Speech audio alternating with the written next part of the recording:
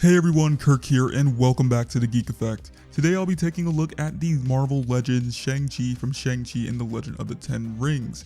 I'm really excited to get this figure unboxed since it's been sitting around my room with all the other Legends figures I've been collecting, and after seeing Shang-Chi in theaters, I'm even more hyped to display this one and get some potentially good photos of it. Before taking a closer look at Shang-Chi, let's take a brief look at the packaging, which I think has a nice look to it. You're greeted by the movie logo along with this emblem on top of the box that features a design from Shang-Chi's outfit. Like most of the box art in the Marvel Legends series, the side art of the box has some artwork of the featured character, which is nice if you like displaying your figure boxes from a side view. Flipping the box around will give you another look at Shang-Chi, as well as a brief character bio. The figure is actually part of a Build-A-Figure wave for Marvel's Mr. Hyde, so at the bottom you'll find info telling you which parts come with which figures in the wave, which is useful for those who want to know what figures they can get in this wave as well as completing the Build-A-Figure itself. That's pretty much it for the box itself, so let's go ahead and get Shang-Chi out of the box. So here's Shang-Chi unboxed, and for first impressions, I'll say that the Legends team did a great job translating this character into figure form. For starters, the head sculpt is pretty dang good.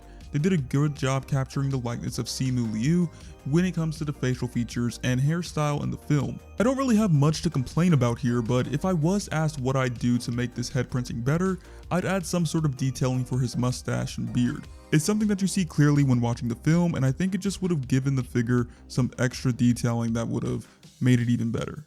The torso detailing is accurate to the outfit in my opinion, and textures were handled well too. However, I did notice some imperfections in the figure's paint job, but that's something that just comes with the territory when it comes to paint jobs on these types of figures.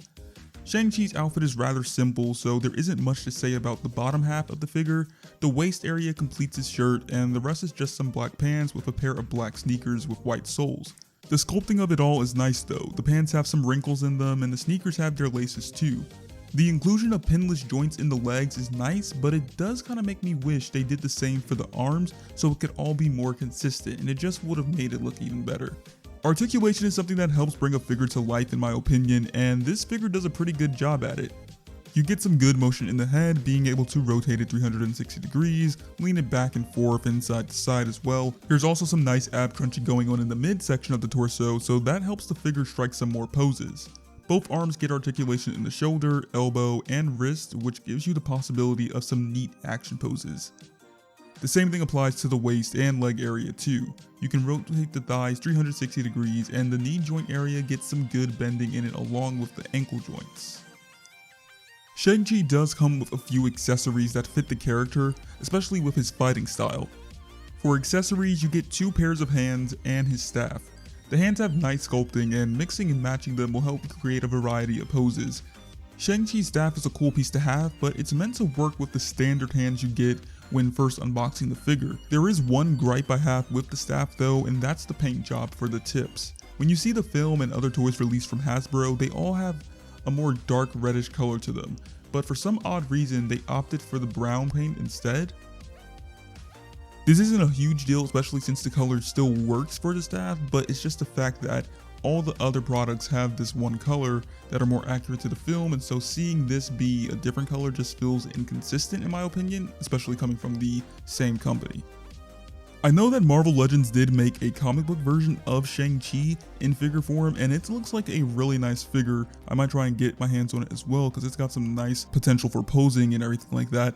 But that pack does come with a few more hands than this one if I recall, and it kind of makes me wish that they would have taken the same approach with this MCU version of Shang-Chi. At the end of the day, they do still include a decent amount of hands for this figure, so it's nothing that I'm upset with or have an issue with. It's just something I wish they could have considered because it would have allowed for some even better posability and action sequences going on with the figure if you were to set this up in like a diorama or something like that, kind of how you would have done with the comic book version from the Demogoblin wave. Now this isn't much of an accessory, but as I mentioned earlier, the figure comes with a Build-A-Figure part for Marvel's Mr. Hyde, which is the left leg. I have absolutely no knowledge of this character, but he does look pretty cool, and since I'm so close to pretty much completing this entire wave of Shang-Chi figures and everything, I do think he might be an option for me to potentially complete this figure and have him be my first Build-A-Figure from the Marvel Legends series. Overall, I think this is a solid figure and a great pickup for those who love the movie. It's just such a fun figure to mess around with and pose, especially if you're into toy photography. Just the amount of detail alone is good for the price, especially if you don't want to drop almost $300 on the Hot Toys version of the character. Now, I actually picked up this figure before seeing the film in good faith that I'd enjoy the film, and after seeing it, I'm glad I trusted my gut.